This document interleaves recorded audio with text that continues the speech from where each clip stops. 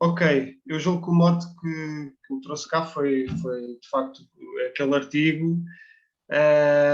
Aqui faço uma abordagem ligeiramente diferente, até porque eu não sei se de facto vai faltar comida ou não. O que eu sei é se nós primarmos por, pela segurança alimentar e com isso, por exemplo, defendermos o ambiente em vez de tentarmos derrogar algumas medidas, metas e objetivos que estão traçados já há bastante tempo, possivelmente isso vai contribuir para uma maior resiliência dos sistemas alimentares. E, portanto, a abordagem que eu trago aqui um bocadinho é analisar algumas crises que temos verificado nos últimos tempos, nomeadamente da pandemia e agora com a guerra na Ucrânia, como isso afeta o nosso sistema alimentar, quais são os impactos das medidas que agora querem implementar a curto prazo, ou que têm vindo a propor, e o que é que nós defendemos em alternativa, ou se concordamos ou não com essas medidas.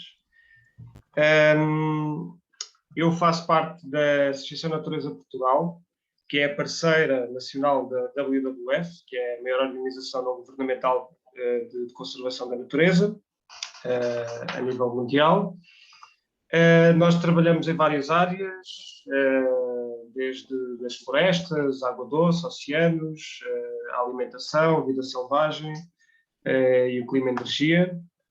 Vou passar esta parte, que é da apresentação, mas depois posso partilhar convosco este PPT.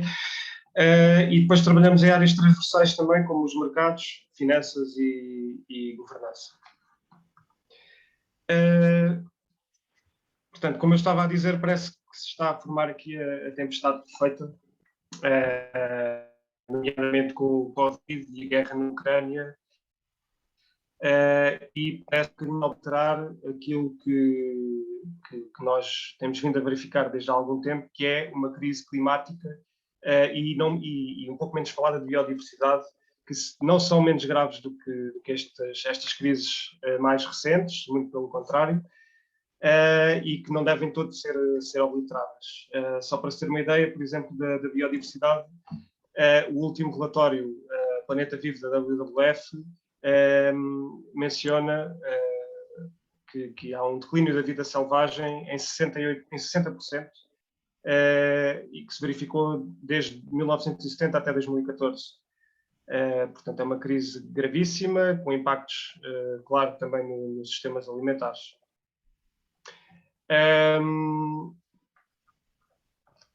Portanto, entre os impactos que nós observamos a partir da produção de alimentos, eles são dos mais graves em termos de impactos no ambiente e também na saúde humana.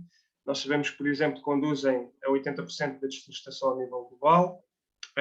Aqui a Europa tem um papel essencial porque é o segundo maior responsável pela desflorestação nos trópicos, com 16% da fatura global. Também é responsável, portanto, a produção alimentar por 60% do uso da água doce, perda de biodiversidade a 60%, contribui com quase 30% para as emissões de gases de efeito de estufa, e é responsável pela degradação de 52% das terras agrícolas. Nós, em 15 anos, estamos a assistir à terceira crise, portanto, alimentar, que se iniciou um pouco antes desta guerra na Ucrânia, já em época de pandemia. E, portanto, o facto de nós, em 15 anos, termos enfrentado já 3 crises alimentares só demonstra que não estamos a ir no caminho certo e que é preciso fazer alguma coisa diferente. Em relação à pandemia, isto tem uma relação muito direta também com os impactos no ambiente, e não só esta pandemia, mas também, em geral, a maior parte das zoonoses, porque entre as principais causas nós encontramos, por exemplo, o uso e consumo direto de alguns animais selvagens, através do contacto direto, que é um driver é um dos principais drivers. Já verificámos isso, por exemplo, na gripe das aves e na gripe suína. Ou através portanto, isto em contacto direto com animais, ou através do seu consumo, por exemplo, como se verificou no caso do VIH e do ébola. A alteração do uso do sol é responsável por quase metade dos eventos de emergência de zoonoses em humanos, desde 1940 até 2005. E, portanto, não só a conversão ou a alteração do uso do sol, mas também a intensificação, porque, no fundo, potencia o contacto entre humanos e animais, sejam domésticos ou selvagens, e entre também o gado doméstico e animais selvagens. Com isto aumenta a probabilidade de transferência de patogénios e zoonoses.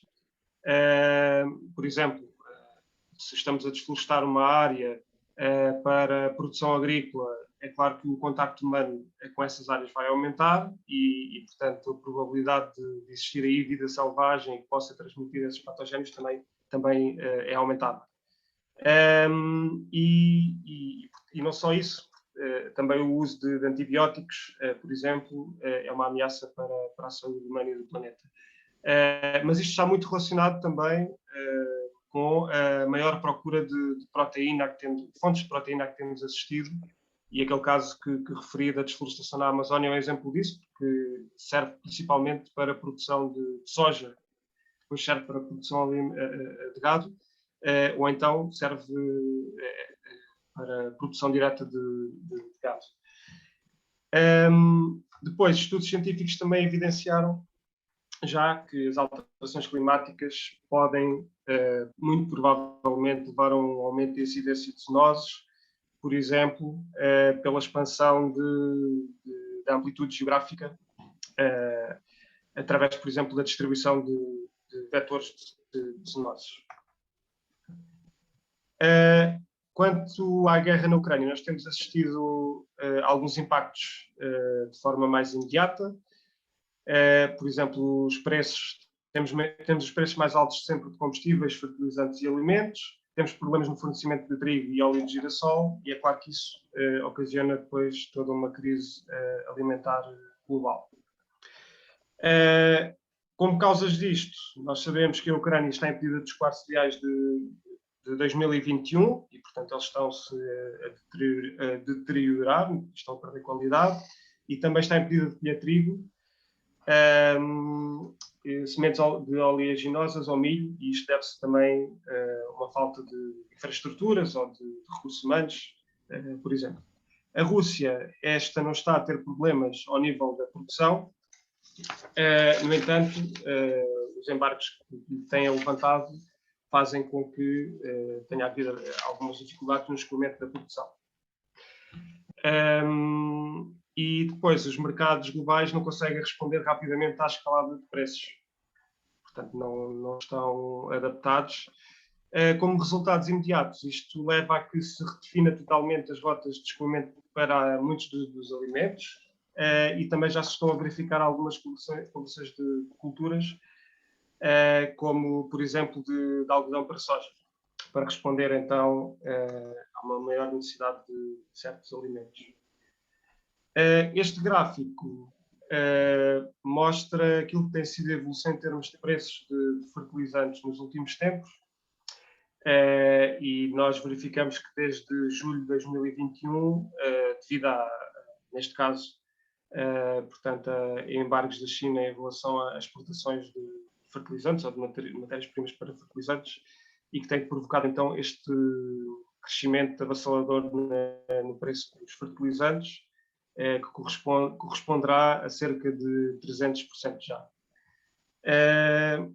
É claro que isto aumenta o medo de escassez global crónica de fertilizantes, com impactos na produção e em toda a cadeia. Quais são os potenciais impactos que estas crises podem ter na sustentabilidade? Em relação à redefinição das rotas de escoamento de muitos alimentos, portanto, isto faz com que as cadeias muitas vezes fiquem mais longas, o que faz aumentar a pegada carbónica, e também as torna menos eficientes, o que que faz também aumentar o desperdício alimentar. Em relação à crise dos fertilizantes, portanto, nós vemos que a redução no uso pode levar a um aumento da área de produção, porque se perdem produtividades, e para compensar essas produtividades, os produtores podem ter que aumentar a sua área de produção. Por outro lado, aumenta também a procura de fontes alternativas, por exemplo, de fosfato, e isso implica mineração e muitas vezes os novos depósitos encontram-se em áreas que são ambientalmente sensíveis e, portanto, tem esse impacto também. Atualmente temos assistido muito a uma retórica de segurança alimentar que prevalece sobre as questões da sustentabilidade. Isso, por um lado, pode levar a um maior proteccionismo e assambarcamento de estoques, o que faz diminuir, portanto, o escoamento de alguns produtos nos mercados globais. E também portanto, uma maior procura de autossuficiência. Relativamente aos preços de energia, portanto, há possíveis mudanças na procura por biocombustíveis. Isto também é um problema, desculpa, porque em vez de estarmos a dedicar aquela área, portanto, à produção de alimentos, estamos a dedicar à produção de biocombustíveis, que na maior parte dos casos até têm impactos maiores do que a utilização de combustíveis fósseis. E depois também poderá ocasionar uma possível subida na procura de fontes de energia alternativa. Isto também nem sempre é bom. Aqui temos, obviamente, o solar e o eólico, mas também podemos ter o nuclear, e mesmo o solar e o eólico também não são isentos de impactos. Depois, se ocasionar nós termos preços elevados por um longo tempo, isto pode eventualmente levar a uma maior preocupação com a redução do desperdício alimentar, mas também a uma manutenção dos preços ao produtor baixo, isto para prevenir que os preços de venda aumentem, e pode ocasionar em certas ocasiões e em situações pontuais períodos de violência urbana. Em relação às medidas de curto prazo que vários governos, e nomeadamente aqui na Europa, estão a delinear para enfrentar estas crises e depois os seus possíveis efeitos. Portanto, nós temos aqui a interdição de exportações. Portanto, como já referi, isso por um lado tem o benefício de proteger a segurança alimentar de alguns países, em certa medida, e a curto prazo, mas depois também faz com que os alimentos disponíveis no mercado global, portanto, diminuem.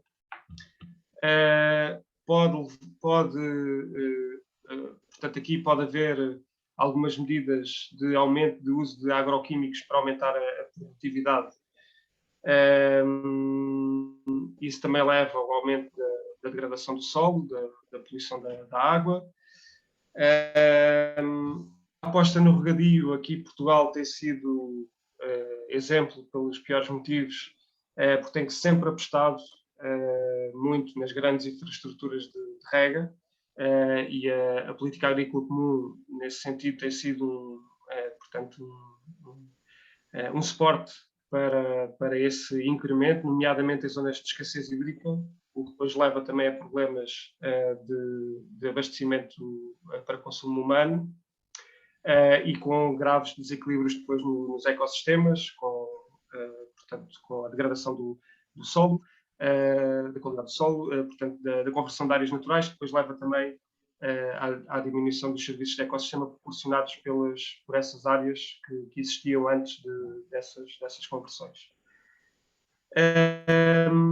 Em termos das regulações ambientais que estão a ser propostas, nomeadamente a legislação e incentivos financeiros, têm sido muitas, principalmente por parte do lobby agrícola, ultimamente, nomeadamente para produção em áreas que não são agrícolas ou que até agora serviam para dar espaço à natureza, por exemplo.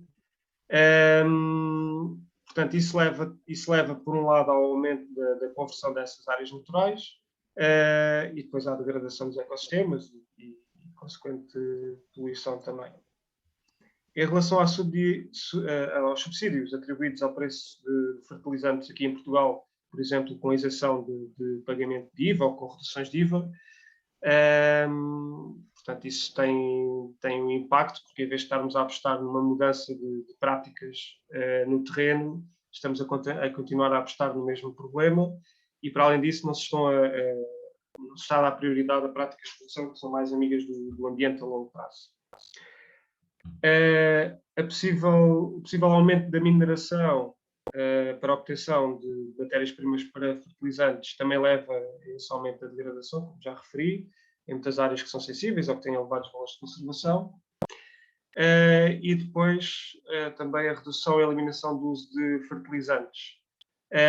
Por um lado, pode levar os agricultores a procurarem novas formas de produzir, e, portanto, seguindo práticas agroecológicas, por exemplo, mais amigas do ambiente, e com isso depois aumentam os serviços do ecossistema, mas também pode levar aqui a um aumento de produção, pelo que já referi anteriormente, pelas perdas de produtividade. E isso faz-se à custa de, portanto, utilizarem-se áreas que são muitas vezes dedicadas só à natureza. Depois o aumento da produção de biocombustíveis. Também, como já referi, pode levar ao aumento da conversão de terras agrícolas e como estão a utilizar-se essas terras para a produção de biocombustíveis, não se estão a utilizar para a produção de alimentos. A maneira como a WWF vê, portanto, a resolução dos problemas relacionados com os sistemas alimentares é mais ou menos como está representada aqui neste gráfico, de forma sintética. Nós tentamos sempre atuar em 3 frentes, porque só assim e, portanto, com a combinação de medidas que dizem respeito a estas 3 frentes e integrando de forma holística também todos os atores da cadeia, é que nós conseguimos, de facto, resolver o problema e não só incidir sobre uma destas componentes. E, portanto, nós tentamos sempre intervir ao nível da própria produção, com a mudança de práticas agrícolas mais amigas do ambiente e também do próprio agricultor. Depois, na redução do desperdício alimentar, nós neste momento temos que rever aqueles números que se têm usado de 1/3 de desperdício alimentar que ocorre no âmbito de toda a cadeia alimentar, porque estudos recentes apontam para que esse número seja bem maior, nomeadamente o último estudo da WWF, uma vez que, por exemplo, nos países desenvolvidos, o desperdício na própria exploração agrícola tem sido menosprezado ou subvalorizado. Ele é, de facto, muito maior do que aquilo que nós pensávamos e, portanto, neste momento estima-se que, contando com isso, o desperdício alimentar seja de cerca de 40%, em alguns casos. Ou possa ir até 40%, em alguns países. As nossas propostas, então, ligando com o que estava a referir, nós, por exemplo, defendemos que se devem desenvolver sistemas alimentares locais, de facto, mas, portanto, os sistemas alimentares locais não são sempre sinónimo de sustentabilidade, por um lado.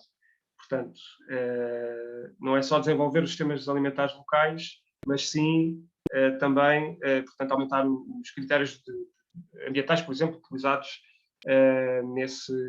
na construção desses sistemas. E, por outro lado, não nos fecharmos nesse tipo de sistemas, mas deixarmos as cadeias de fornecimento globais abertas, isto para que não impacte, por exemplo, populações mais vulneráveis, porque se todos optarmos pela autossuficiência, o que vai acontecer é que muitos alimentos não chegam a determinados países e, portanto, essas populações ficam carenciadas. Já o são, atualmente, ficarão ainda mais. Depois, em relação à produção agrícola, o nosso foco é em estimular práticas de produção seguindo os princípios da agroecologia, ou, eventualmente, no caso disso não ser possível, outras sustentáveis. Aqui há muitas filosofias de produção, nós não advogamos por nenhuma em particular, advogamos antes por determinados valores, como, por exemplo, os altos valores de conservação, porque há práticas agrícolas que os promovem, de facto, em detrimento de outras que até são chamadas sustentáveis e não o fazem. Depois, em relação aos fertilizantes, possivelmente incentivar a investigação e mercado em torno de biofertilizantes, também promover o uso de fertilizantes orgânicos e a redução ou a eliminação do uso de fertilizantes sintéticos. Depois, aumentar a produção de culturas para a alimentação humana e não dar prioridade à alimentação animal ou aos biocombustíveis. A nossa alimentação é um pouco ineficiente, é de facto muito ineficiente. Por exemplo, na Europa, nós consumimos o dobro da carne, ou da proteína, aliás, que as autoridades de saúde recomendam. Portanto, e uma vez que a produção animal é responsável pelo uso da maior parte da área dedicada à produção agrícola, nós, se mudássemos, portanto, a nossa produção de estar focada na proteína animal para estar focada até eventualmente na proteína vegetal e noutros nutrientes, conseguiríamos libertar algumas dessas áreas que atualmente estão a ser dedicadas à produção de animal ou rações para animais, ou matéria-prima que serve para rações animais, e, portanto, conseguiríamos até reduzir a área de produção, portanto, com essa conversão. Depois também, portanto, a redução do desperdício alimentar em toda a cadeia, como já referi. A mudança para dietas alimentares mais saudáveis e sustentáveis. Muitas vezes nós pensamos só na parte da produção, mas as dietas são fulcrais na mudança depois dos próprios padrões de produção. Por exemplo, nós, quando comemos um só tipo de alimento, estamos a levar a que haja uma maior procura e oferta daqueles tipos de alimentos, e, portanto, os agricultores portanto, têm a tendência, ou são incentivados até, e quando digo incentivados, estou a falar também, inclusive, de financiamentos, a produzir só de alguns tipos de alimentos, em vez de terem uma produção mais diversificada. Nós sabemos, por exemplo, que 75% da nossa dieta provém unicamente de 12 plantas e 5 animais. Portanto, nós precisamos de facto, diversificar a nossa dieta, porque isso tem, por exemplo, um impacto enorme na biodiversidade, não só em termos das plantas que depois são produzidas, não é? Se nós, ao estarmos a consumir mais diversificado, estamos a estimular uma produção mais diversificada, e depois toda a vida animal que depende dessas plantas também. A nível de medidas mais ao nível europeu, portanto, muitas derrogações têm sido pedidas ao Green Deal, nomeadamente à estratégia Farm to Fork e estratégia da biodiversidade. Aqui nós achamos que, portanto, está-se a tentar vacinar com doses superiores da doença, porque o objetivo do Green Deal também é trazer-nos alguma resiliência e segurança alimentar aos nossos sistemas alimentares. E, portanto, faz todo o sentido continuar a apostar nas metas que estão previstas e não tentar obliterá-las. Depois também manter o objetivo de cumprimento dessas metas, seja a nível do Green Deal, seja ao nível da PAC, por exemplo, ou de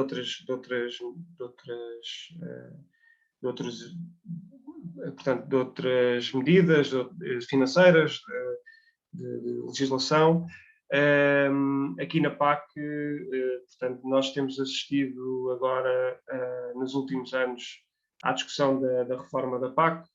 Inicialmente foi apresentada uma proposta algo ambiciosa em termos ambientais e climáticos, que tem vindo a ser pauperada ao longo do tempo pela pressão do lobby agrícola, essencialmente.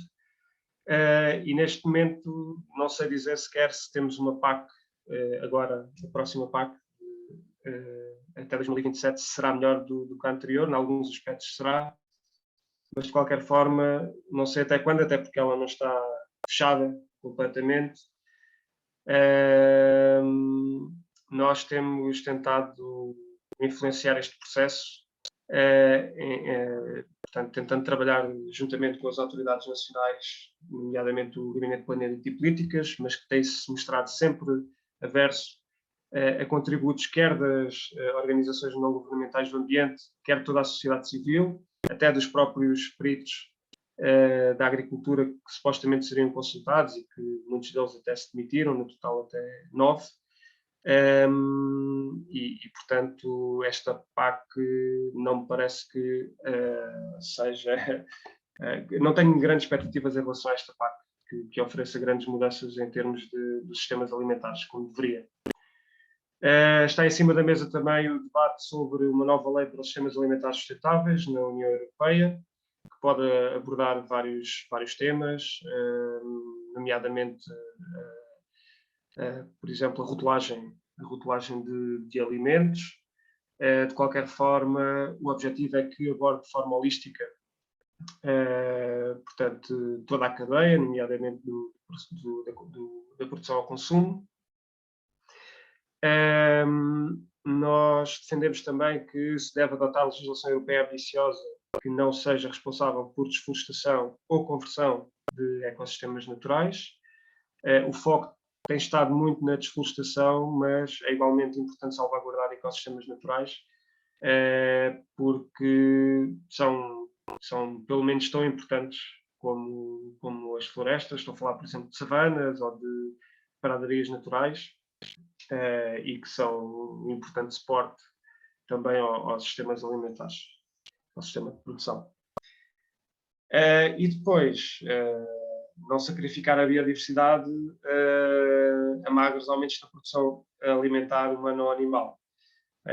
Por exemplo, uma das derrogações pedidas pelo lobby agrícola e que foi avante é que áreas que, através da política agrícola comum, estavam dedicadas especificamente à natureza e, portanto, eram deixadas à margem da exploração agrícola, neste momento podem servir para a produção de alimentos. E isto pensou-se inicialmente a propósito dos cereais, uma vez que havia essa expectativa de faltarem nos mercados globais.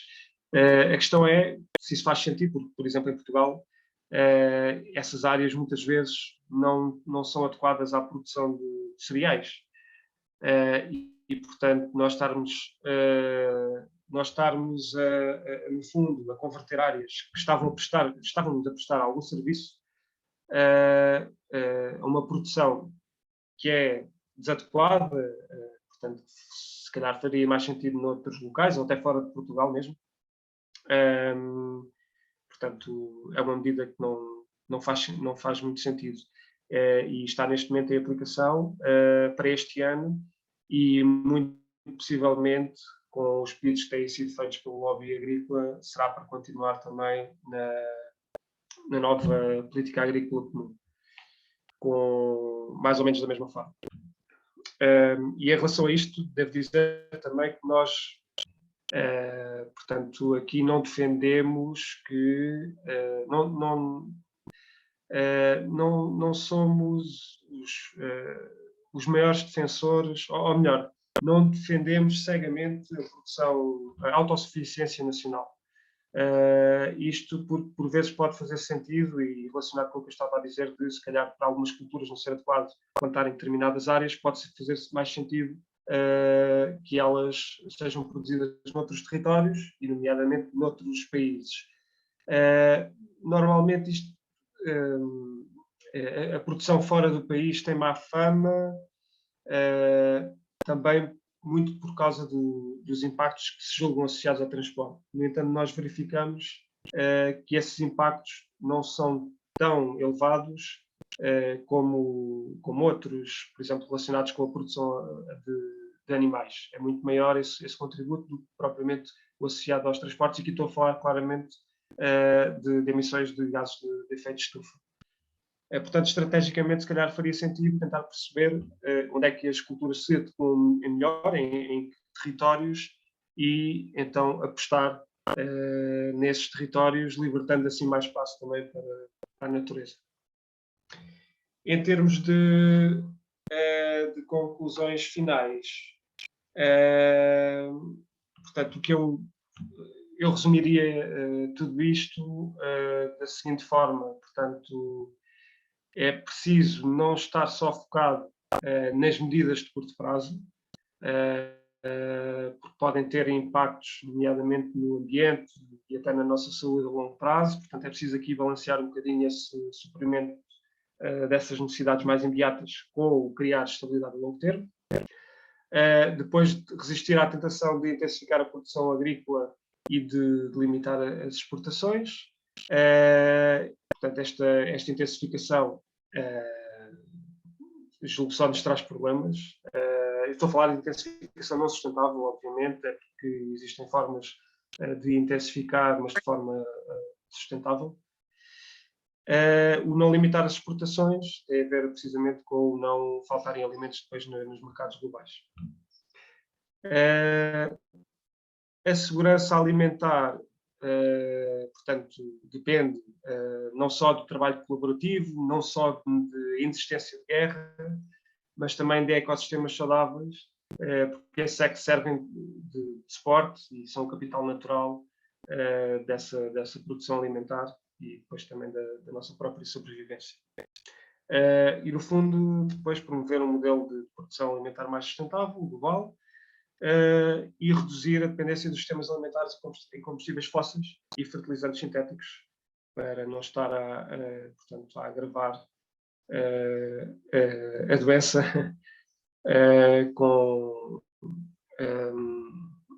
no fundo, o que eu disse há pouco, estarmos a vacinar com doses superiores da doença, em vez de estarmos à procura da solução. Não sei como é que estou em termos de tempo, mas era isto que tinha para vos apresentar. Obrigado, Luís. Foi em tempo e, de facto, muitas informações, e especialmente contra aquilo que está a ser transmitido e que é muito do senso comum. Por isso deve haver aqui muitas perguntas. Não sei se alguém quer avançar com alguma pergunta. Já temos aqui algum... Sim, eu estou na lista. Sim, força, força. Então, muito obrigado, Tiago. Foi bastante interessante, sobretudo pela forma, em tempo curto, como se sistematizou a problemática e de forma muito clara. Acho que aqui neste grupo estamos todos sensíveis, mas é sempre bom ver o suporte e alguma evidência de algumas das referências que para mim foram novas. Gostei em particular dessa questão da tempestade perfeita, não é? E gosto de tentar olhar para ela, se não será uma oportunidade. Ou seja, o que nós vemos é que sem tempestade a coisa não parece estar a ir para o sítio certo. Então, possivelmente precisamos de uma tempestade. Eu percebi, e o foco foi muito da problemática que essa tempestade perfeita nos pode trazer, mas eu gostava de explorar aqui um bocadinho também aqui a oportunidade, né? Talvez a perspectiva positiva, nomeadamente que esta questão da guerra, e isso estamos a perceber, ou seja, a sociedade mais em geral, da nossa dependência, que é má, e isso poderá nos convidar a pensarmos de alguma independência, e um dos pontos que vou discutir é esse ponto da autossuficiência versus mercados externos. Portanto, aqui três notas.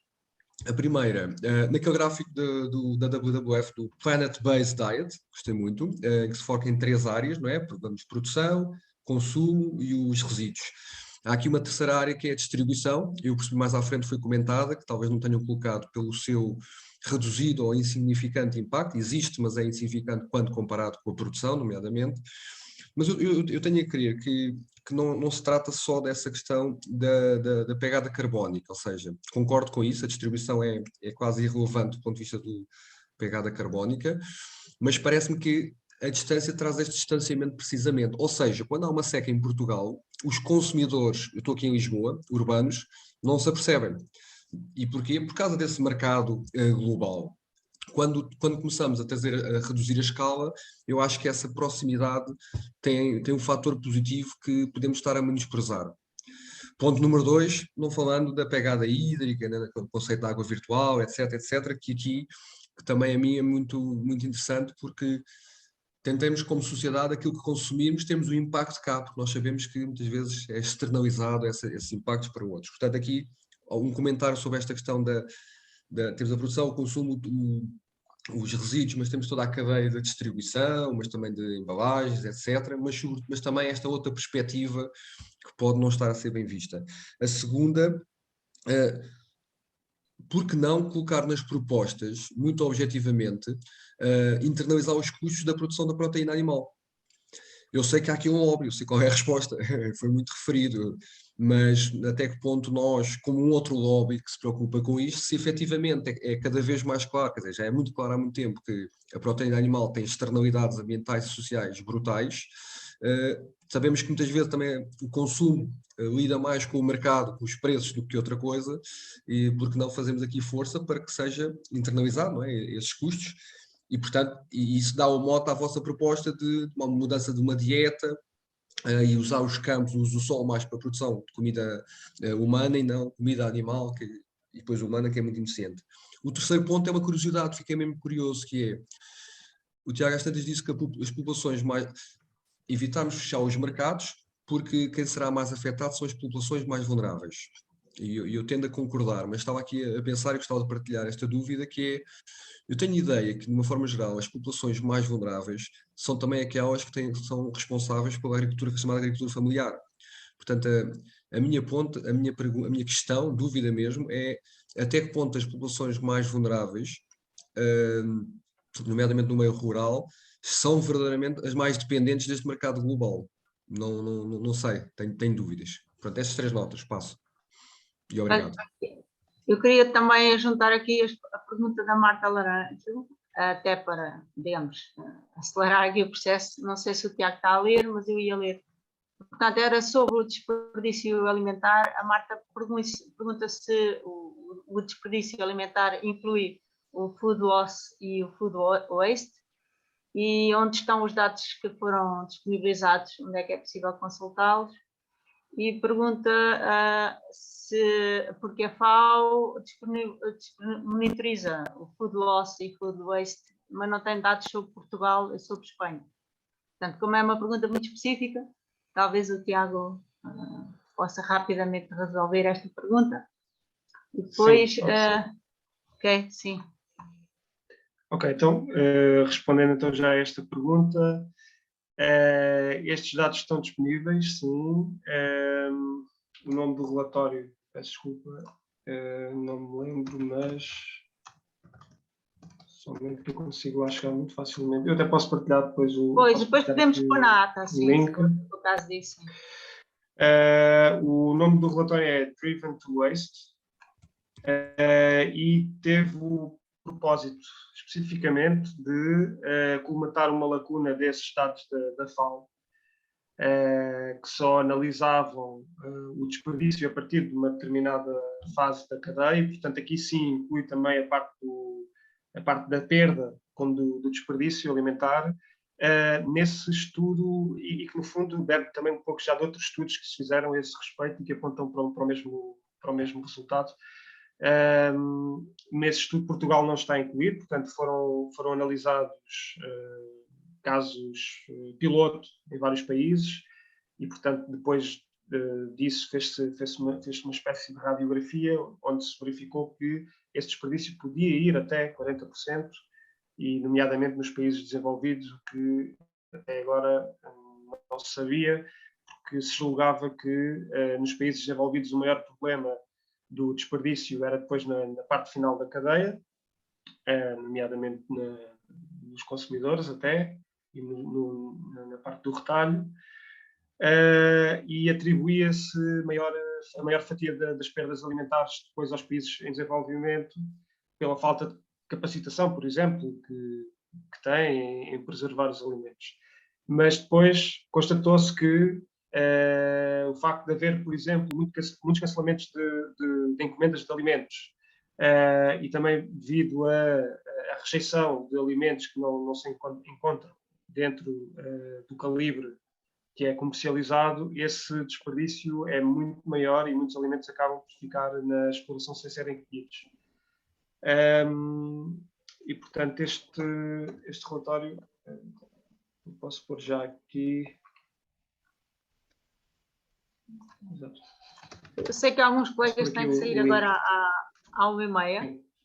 Nós Pronto, vamos equacionar provavelmente futuramente a possibilidade de fazermos um webinar sobre esta temática. Já vimos que toca em muitos pontos.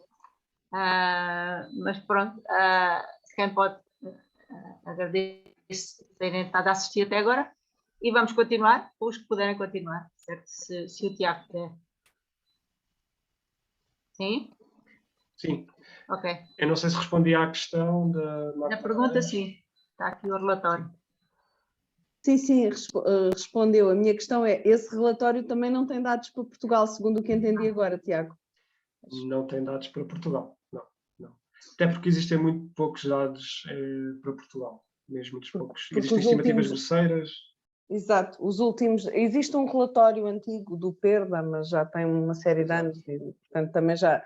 Mesmo, à parte dos outros problemas, já está desatualizado. E a questão da FAO, os últimos dados deles a nível mundial, mas que também não incluem muitos países, inclusive nós em Portugal e Espanha, também apontam precisamente para isso que o Tiago estava a dizer agora, que é, pensava-se que o desperdício alimentar estava mais ao nível do food waste e verificou-se agora que está muito mais ao nível do food loss e às vezes nos primeiros passos da cadeia de produção. Obrigada, Tiago.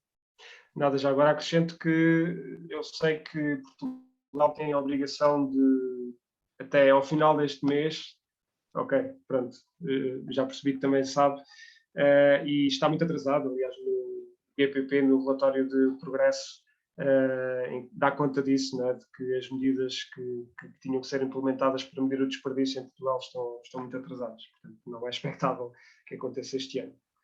Não. E Espanha está na agora, mesma situação, tanto quanto sei. Pois. Tentando responder aqui às questões do David. Portanto, aqui nós de facto não mencionamos como área de ação a distribuição, mas consideramos-la de qualquer maneira. Só achamos que faz sentido, portanto, como é que eu ia dizer? No fundo, aquelas 3 áreas são as grandes áreas de trabalho e é claro que a distribuição depois liga com tudo isso. Mas não deixamos de trabalhar sobre esse aspecto. Depois, em relação portanto, às cadeias curtas, nós advogamos, de facto, que as cadeias curtas devem ser promovidas e devem ser promovidas de forma sustentável. Portanto, não temos nenhum foco específico nos mercados globais. Agora, nós sabemos é que, portanto, manter o escoamento de certos produtos é muito importante em determinados países, nomeadamente os países em desenvolvimento, onde, por exemplo, o aporte calórico e o aporte de proteína está muito abaixo daquilo que é recomendável em termos de saúde.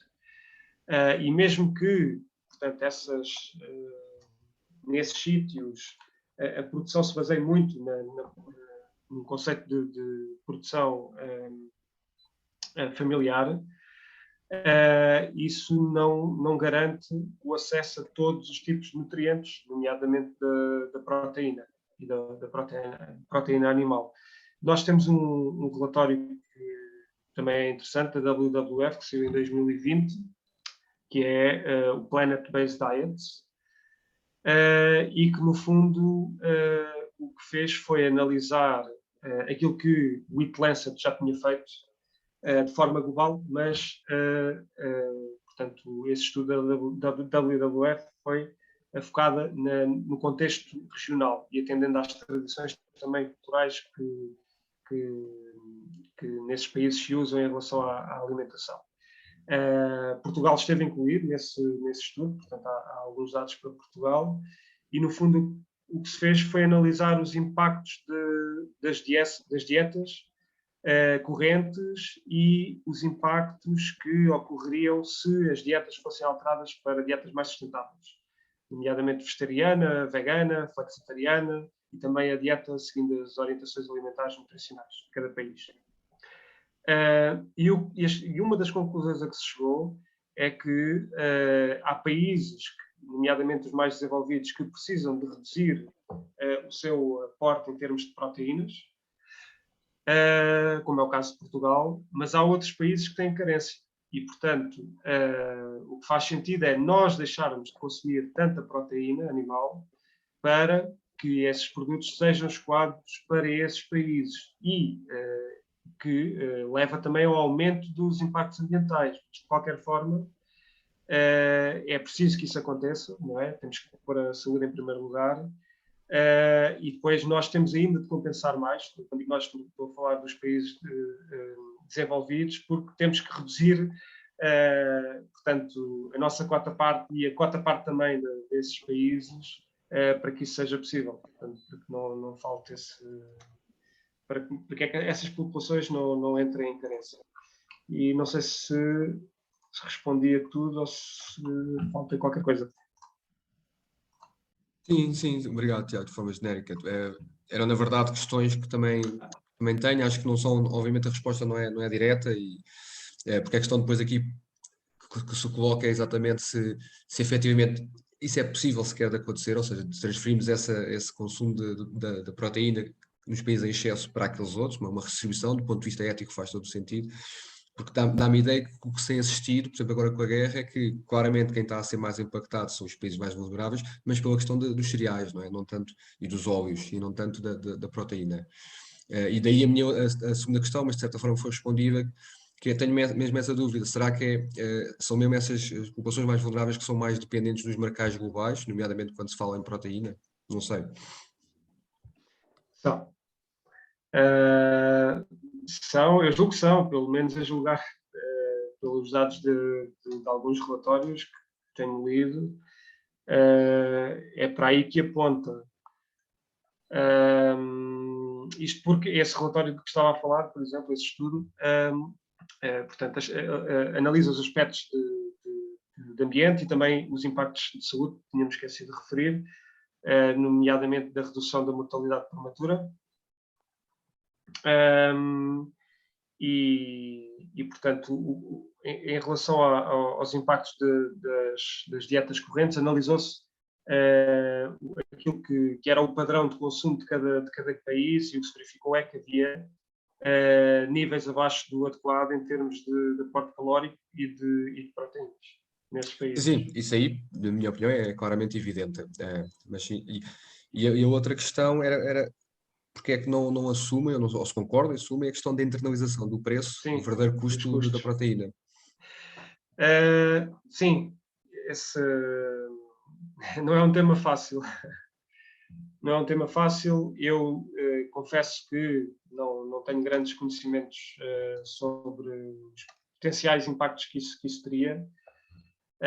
Agora, das discussões a que tenho assistido, há uma questão que se levanta, é que para as populações mais carenciadas e mesmo em países desenvolvidos, será que depois essa internalização dos custos, nomeadamente na proteína animal, não traria problemas de abastecimento? Essas pessoas depois possivelmente deixariam de comprar, tanto pelo menos.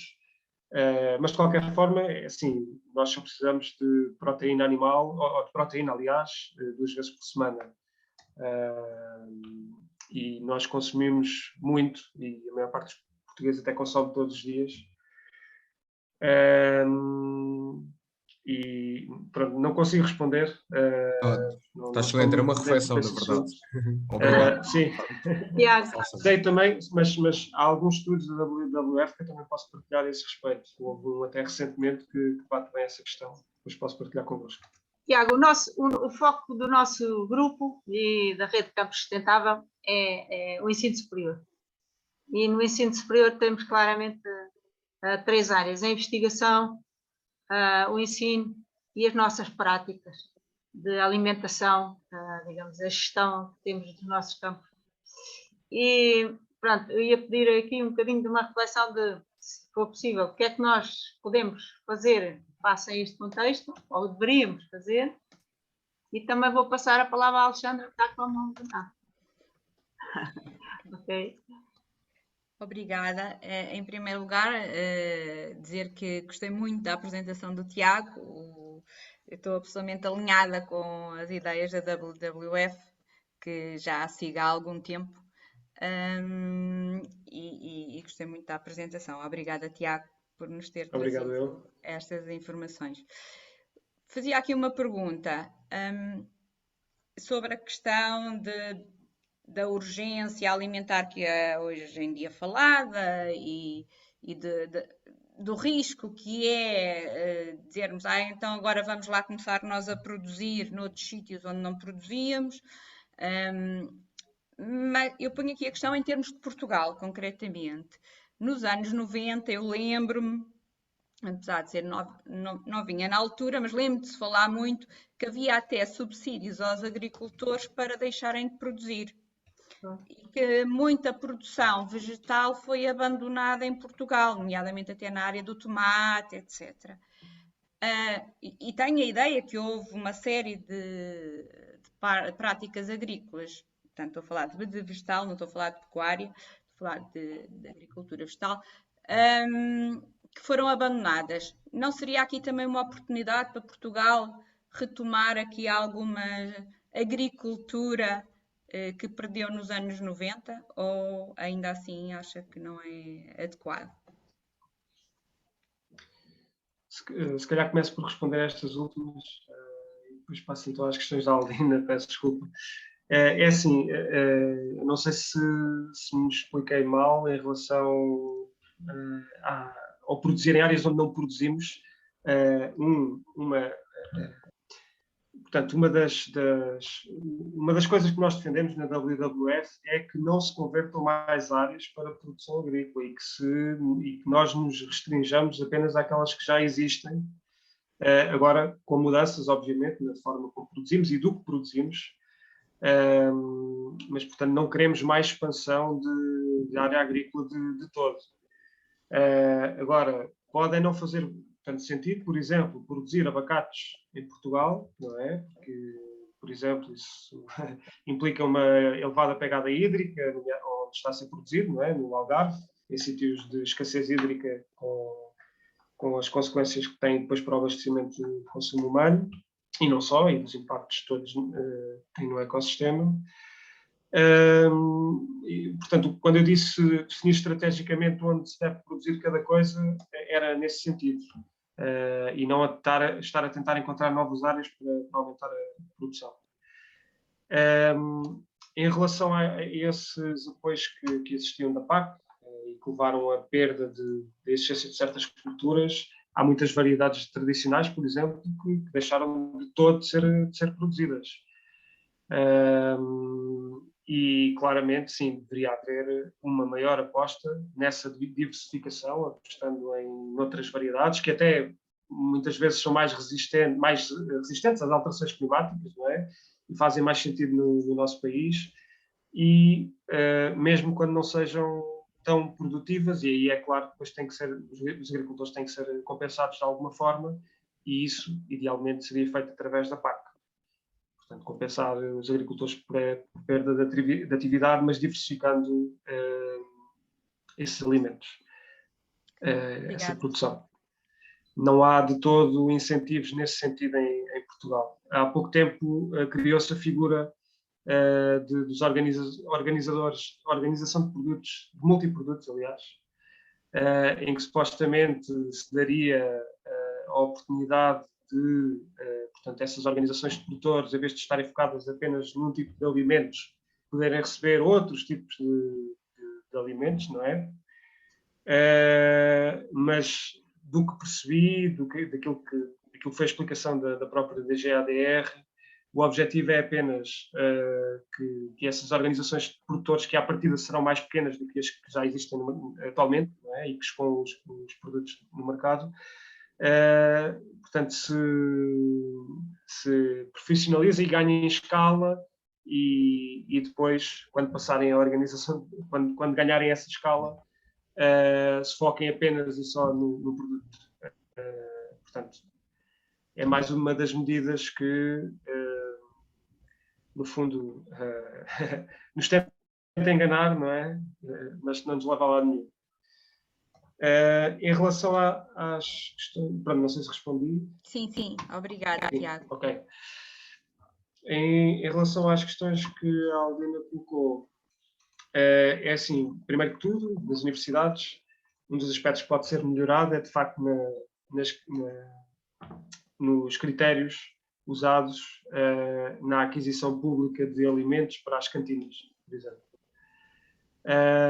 Nós também estamos muito aquém daquilo que podíamos fazer, portanto, na maior parte das vezes nem são aplicados quaisquer critérios ambientais. Eu sei que há algumas barreiras legais neste momento, está em discussão na União Europeia a implementação obrigatória desses critérios ambientais para todos os Estados-membros. Eu, possivelmente, não estou a dar novidade nenhuma, vocês saberão disso muito melhor do que eu. Mas pronto, eu sei que falta também arriscar um bocadinho. Das críticas que tenho ouvido em termos dos critérios que têm sido utilizados em termos de aquisição pública, é que é preciso arriscar. Nós temos orientações muito básicas por parte da APA, por exemplo, e temos exemplos que o fazem muito melhor, como a Câmara Municipal de Torres Vedras, por exemplo, que tem apostado na melhoria desses critérios e de forma muito mais ambiciosa do que a própria APA. Há todo um trabalho a fazer, eu não vou conseguir dizer, obviamente, onde é que se pode começar, mas sim. Em termos de investigação, eu acho que faz falta mais investigação, por exemplo, em como tornar ou como mostrar que são rentáveis também determinadas práticas de produção, seguindo os princípios da agroecologia. Acho que isso tem uma muito fraca implementação em Portugal e portanto, que se devia apostar nisso, entre outras coisas. Pronto, isto é o que me ocorre agora.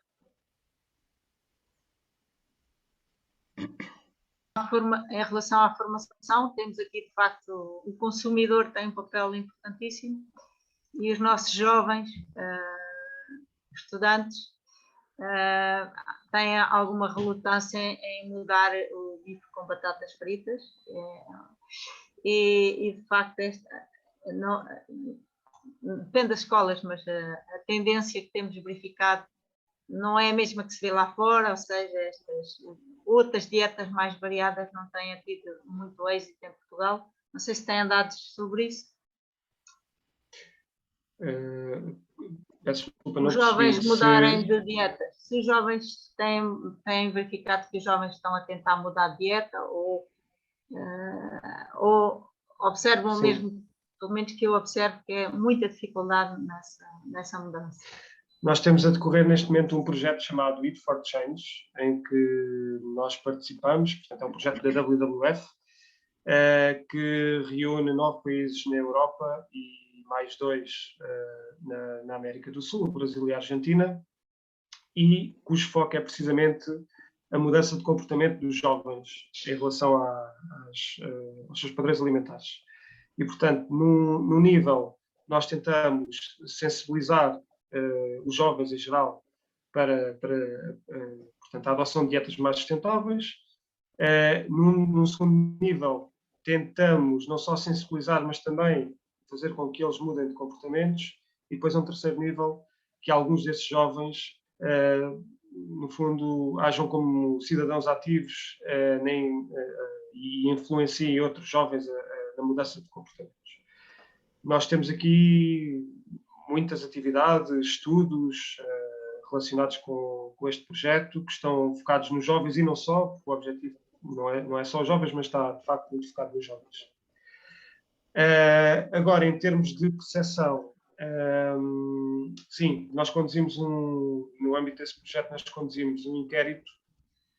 Não posso dizer que consigamos extrair daí muitas conclusões sobre os jovens, porque o que depois se percebeu é que não valia a pena estar a incluir nesse inquérito jovens, muito jovens, até aos 18 anos, porque esses, no fundo, o que comem é o que comem em casa e é o que os pais lhes dão. Portanto, essa análise foi feita dos 18 aos 65. Mas o que se percebeu é que, de facto, há muita vontade de mudança e aí Portugal destacou-se, portanto, em muitas das questões que foram feitas, nomeadamente nessa vontade de mudança. E, por outro lado, também se verificou que sentem que há muitas barreiras, nomeadamente falta de informação nos alimentos, os preços. O preço foi o principal motivo que impede as pessoas de mudar.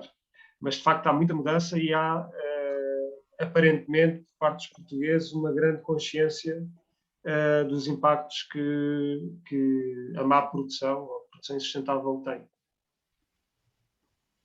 Me permitem só aqui um breve comentário inspirado aqui. Quer dizer, eu concordo, sobretudo na primeira, eu acho que nas nossas instituições de ensino superior, uma coisa que falta, e falo pela minha, é a informação. Ou seja, eu também tenho essa sensação de que há uma consciência base e gostava de ver o resultado de uma ação simples, que é no menu associado a cada emenda ter o valor da pegada ecológica, ou carbónica, hídrica, Exatamente. o que seja. E até que ponto esse ato tão simples, que nós ainda não fizemos, que mudanças é que traria? A questão do preço, lá está, se calhar a curto prazo teria que ser compensado, não é? Para não haver essa barreira, pode ser um choque. Mas eu penso que a barreira principal até poderá ser a outra. É que não há informação, né? Uma pessoa que não tenha conhecimentos não tem noção que estamos a falar de coisas completamente diferentes. Sim, faz falta informação, apesar de, e isso está em discussão neste momento também, nomeadamente em França, onde já adotaram rotulagem ecológica para alimentos, já vão até na segunda versão. Portanto, pegando depois no Nutri-Score, que deverão conhecer, que no fundo faz uma classificação em termos de qualidade nutricional dos alimentos, depois adotaram depois outro sistema, que é o EcoScore, que apresenta, no fundo, uma classificação semáforo em termos de impactos ambientais desses alimentos, e agora tem já uma terceira versão, que é o Planet Score, que apresenta esses impactos de forma discriminada, de acordo com esse sistema de semáforos, por várias categorias de impactos ambientais, nomeadamente o clima, a água e a biodiversidade. A questão é que muitas vezes as pessoas, quando vão às compras, não têm tempo para andar a ler os rótulos. Portanto, eu não sei até que ponto é que isso em Portugal seria eficaz. Claro. Daí ser diferente. Na França, julgo que sim, porque eles... Sim. Não, peço desculpa, Seria Tiago, um primeiro passo. Não, exatamente, ou seja, uma coisa é uma pessoa tem uma hora para fazer 300 mil compras, né? Típico.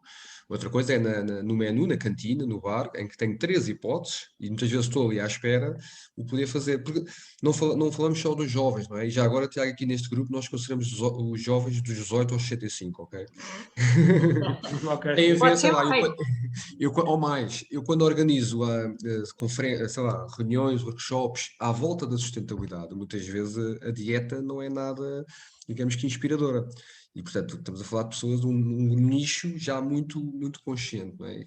E aqui eu penso que o ponto da Aldina, que é a terceira área, que é também as IES, as instituições de ensino superior, liderarem não só pela investigação, capacitação, mas pelo exemplo, não é? Aqui as práticas, mais com o impacto, mais uma vez, se calhar insignificante das instituições de ensino superior no todo, é aqui a liderança pelo exemplo, não é? Sim, sem dúvida. Eu também sou, só para dizer que eu sou da opinião de que, de facto, deve haver mais informação, sem dúvida. Não deixar totalmente, portanto, o problema nas mãos dos consumidores, mas esse é um passo, sem dúvida, porque quem quer informar-se, quem quer conhecer mais, deve ter essa possibilidade. Sim. Eu ia só perguntar se eu sinto que na minha instituição tenho muita dificuldade em promover uma série de atividades nesta área alimentar. Acho que a formação é fundamental, nomeadamente formação de pessoal de cozinha, mas a tal divulgação das pegadas dos alimentos é também muito importante. Estamos a tentar envolver os alunos até a fazer esses cálculos para depois eles próprios fazerem pósteres, etc. Mas, sabendo que a WWF tem este programa Eat for Change, perguntava se vocês fazem campanhas junto das IES ou se isto é só online para quem quer individualmente inscrever-se, ou se vocês também têm ações de divulgação nas escolas, etc. Temos. Só uma parte que é para dizer que nós estamos a desenvolver, à semelhança do que já existe em alguns países da União Europeia, estamos a pensar em desenvolver um Meat Guide. No fundo, é um guia de orientações sobre o consumo de carne sustentável, ou melhor, não é só carne, portanto, vai ter um foco mais na carne, mas também vai analisar outras fontes de proteína vegetais. E o objetivo é depois obter uma espécie de classificação semáforo para cada uma dessas e olhando para aquilo que são os impactos da produção dos alimentos consumidos em Portugal, tanto os produzidos cá como os provenientes de alguns países que são, no fundo, aqueles onde mais importantes. Estamos a tentar desenvolver esse estudo, não consigo dizer já exatamente quando é que vai sair, mas sim. E em relação às atividades que nós desenvolvemos, sim, nós temos desenvolvido várias atividades junto das escolas. Agora, por exemplo, temos estado a desenvolver junto da Escola de Hotelaria e Turismo de Lisboa e do Porto. Já fizemos várias sessões, onde fizemos, no fundo, uma campanha de sensibilização, a alertar para determinados problemas relacionados com as dietas, e tivemos, inclusive, um concurso que foi feito nesta última sessão, em que, portanto, os estudantes foram convidados a elaborar um menu e o objetivo era que fosse o mais sustentável possível, entre outros critérios que foram analisados, e depois o melhor foi premiado. E como é que nós nos inscrevemos para isso? Eu quero já a WWF lá no ISEL. Ok, ótimo. Pode enviar mensagem para mim que eu depois encaminho, não sei se tem o meu e-mail, mas depois encaminho para as minhas colegas, não tenho uma espécie aldinha nomeadamente. que deve ter, não é? Okay. Sim. Depois podemos disponibilizar, sim. Sim, possivelmente. Mas será... é fácil, quando entramos no site da WWF, o Tiago aparece lá como um dos membros e é fácil encontrar. Então, se mandarmos para o Tiago depois reencaminha para a pessoa que trata dessa parte da ligação às escolas. Exato. Eu posso deixar já aqui o meu endereço. Muito bem. Já estamos... Ok, está aqui. Muito obrigada, Tiago. Ora, essa. Ora, eu penso que agora não está ninguém com a mão levantada e também já ultrapassámos em muito o tempo, mas resistimos alguns a assistir. De qualquer forma, como estamos a gravar, poderão sempre ver depois.